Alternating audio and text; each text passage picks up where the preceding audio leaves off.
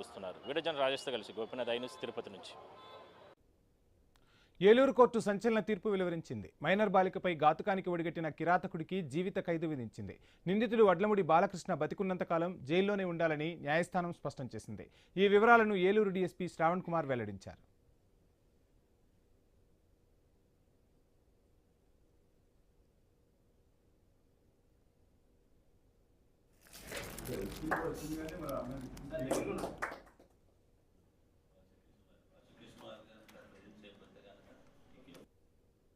Dwaraka Tirumala police station crime number 118/2015లో ఒక అమానుషమైన సంఘటన జరిగింది.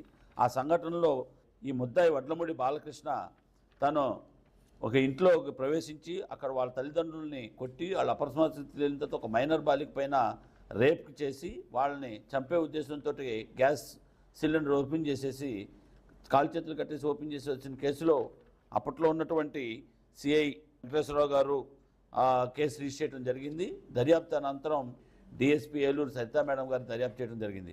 2015 తర్వాత ఈ ఛార్జ్షీట్ పడిన తర్వాత కోర్టులో ట్రయల్ జరుగుతూ ఈ రోజు నాడు మన ఫోక్సో కేసు కోర్టు న్యాయమూర్తి కనుగోలు వాణిశ్రీ మేడం గారు ఈ కేసులో తీర్పునిచ్చారు.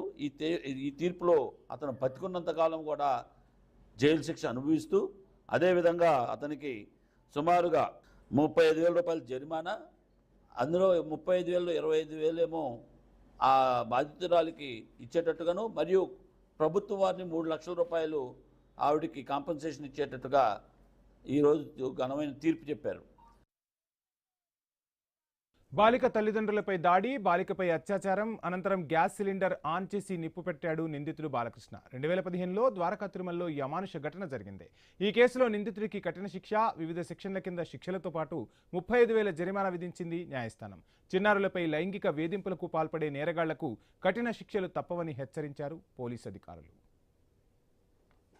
2015లో జరిగిందండి ఇన్సిడెంట్ అనేది. అసలు చాలా దారుణమైన ఇన్సిడెంట్ ఇది.